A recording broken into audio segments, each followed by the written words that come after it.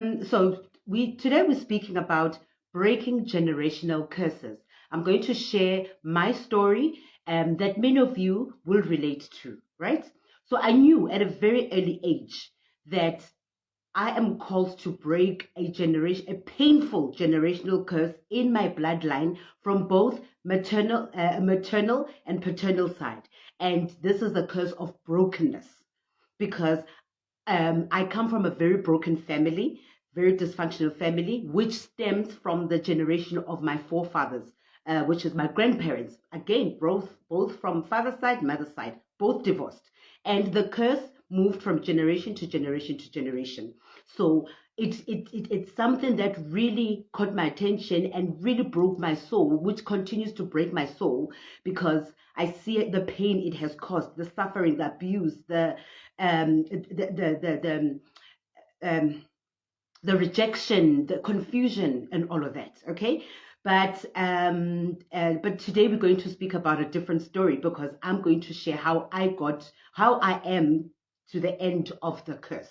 So I knew that I'm the one that's going to break it, but I didn't know how. At a very young age, I remember saying, I didn't know I was a prophet. I didn't know I had this gift. I didn't know that, I had these powers. But I remember saying, and I was passing white candle, impepo snave, and I'm still this bourgeois that you from bourgeois, and I grew up the Western way, Christian way, the works.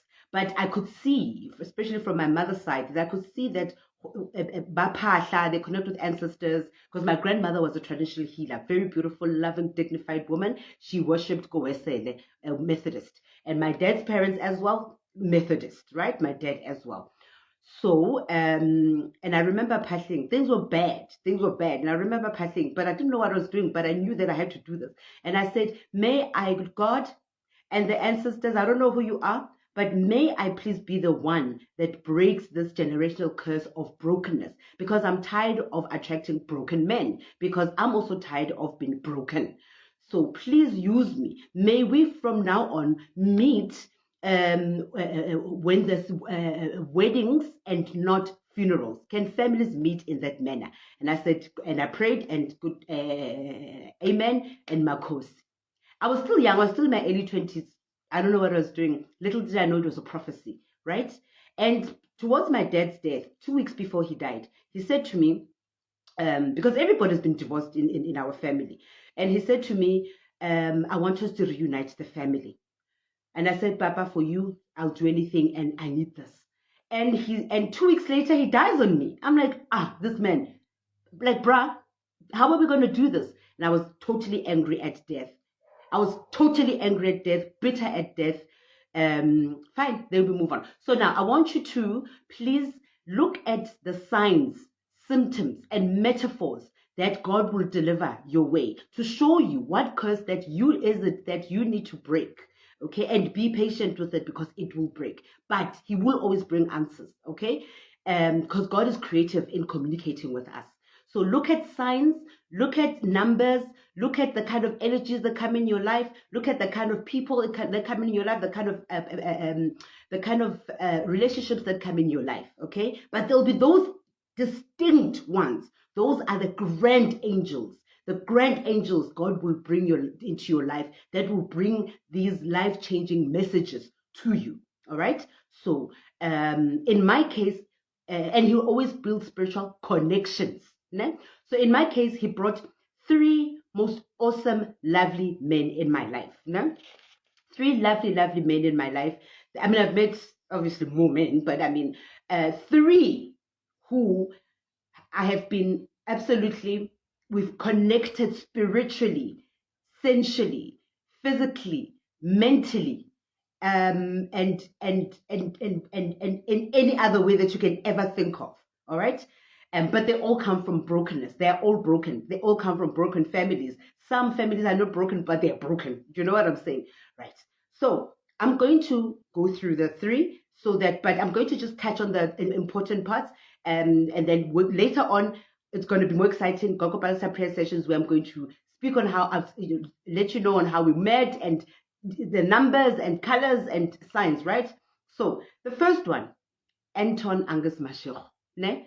And all of them are colored men, are mixed race, all these three people. But there's a fourth one, but this fourth one just brings a message, a reminder message of my purpose, right? But the three other ones have carried the most. So the first one, Anton Angus Mashoho. He was born on the 29th of November. So 9 plus 2 is 11, new beginnings. Ne? And then November 11, new beginnings, right? 1, 2, 3, 4, 4. 4 means four corners of the world, a stable family, a stable foundation, a healing of a successful marriage. Ne? Fine. And then, and that's exactly what he brought in my life. He came to show me what a true relationship looks like, how a man should treat a woman, how a woman should treat a man. He showed me peace, love, respect, honor, patience, and undying, unconditional love. Okay? And sadly, it was towards the end of his life. He died 2 years later, but we were still very, very tight. Again, I'm now extra angry at life, extra angry at death, extra bitter and angry at death. And I'm a ticking time bomb, right? But I'm not realizing it. Sharp. Little did I know that this was just a messenger that God brought, because also I was from a broken, in fact, an abusive relationship before I met Anton, right? And so I fell into his arms, safe, protective arms. Because God was saying, listen here, my child, this is how the end result is going to be of you healing your lineage. This is how it's going to be. This is how it should look like. This is your benchmark. So keep hopeful. Keep hope alive. It will mend. Keep to the mandate. Sharp. Then, obviously, years later, then I meet Tukullo Mshengu Chabalala, Magash, right? He brought the message of, he came to show me, to identify what the problem is, where the curse started, and how to come out of it. Because his name means freedom. He's born on the 14th. 1 plus 4, 5. Freedom. He brought freedom. His name is freedom. And note, all of these families are gifted spiritually. So he came to show me that the spiritual gift is the one that has brought, the denial of the spiritual gift is the one that has brought a breakage to marriages in the family, the lineage, because marriage is a calling on its own, okay? So why I say this, because it was my first experience, encounter, seeing a person get into the spirit world and speak to A and see A. And I'm like, what is happening to this man? And he will always have his lyrics. Those who know Magash, who follow Magash, you know that he's a genius, extremely talented. He separates the boys from the men in his craft, right? And his lyrics he would get directly from heaven. I would, in his dreams, he'd wake up, I'd make sure that every night he has a notebook and a pen by his side. So he served his purpose, he awakened my gift. And later on, when I got into my initiation and accepted my gift, I started speaking to A and seeing A. And I was like, oh, that's what this guy was seeing. Wow, lovely. Right, moving right along. And then he crosses over. But our romantic relationship had long ended when he crossed over. But our spiritual relationship always remained very dear. Okay? Right. Moving right along, he crosses over last year. I'm like, I did say this death thing. Why me? Why that people that I'm close to? Why? Now I'm bitter. And then years later, then I meet Khozo. Now he just came as a reminder to remind me that what I'm called to restore and heal are broken marriages in my lineage. His birthday is the 27th of November. 22nd of November. My uncle, 22nd November, right? And my uncle is the only one that survived marriage in our family bloodline, right up until death. Till death did them part, him and my aunt.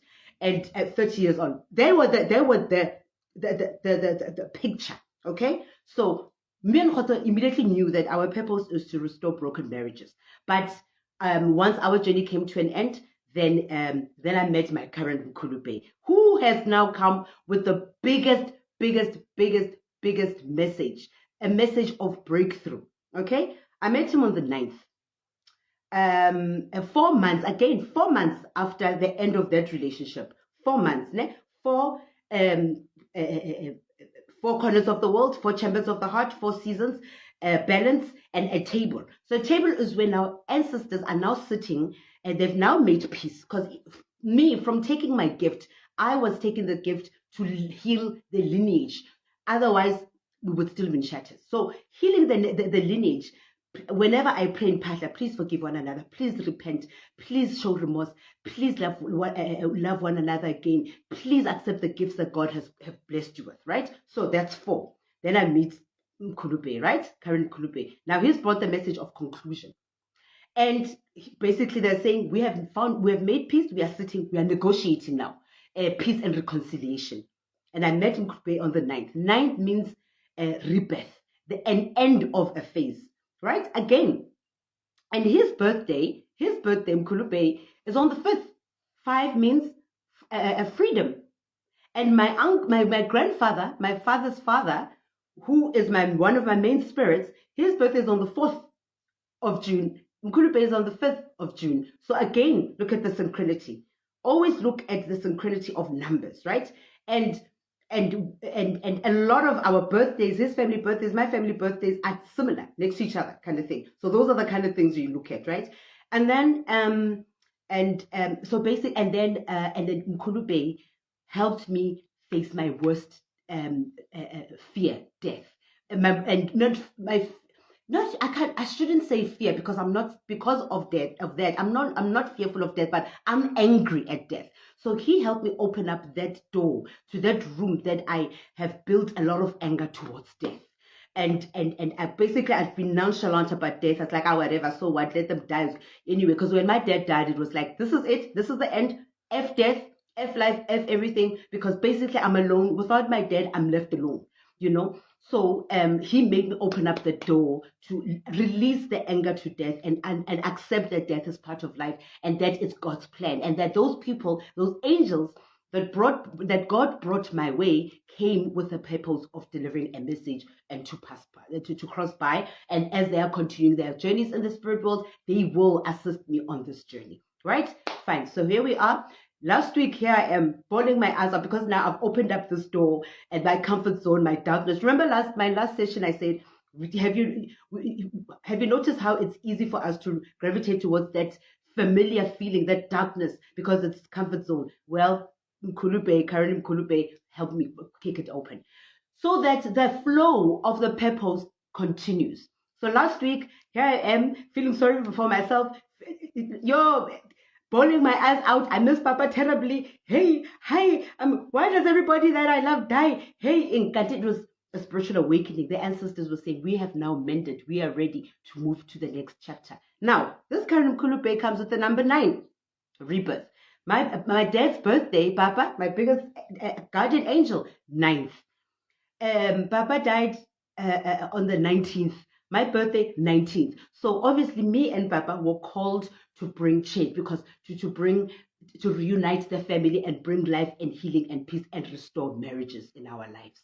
Remember I said when he died, 2 weeks before he died, he said, Palesa, let's reunite the family, and he died, and I was like, how this man?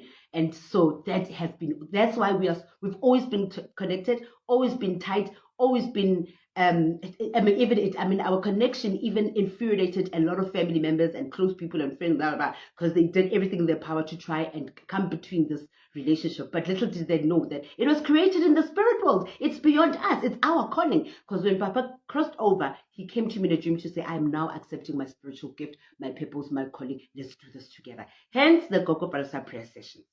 So fine. Then so as I was saying last week, I'm bawling and I'm like, yeah, and I call my poor man, yeah, you no longer love me. He was like, hey, deal with your issues, please.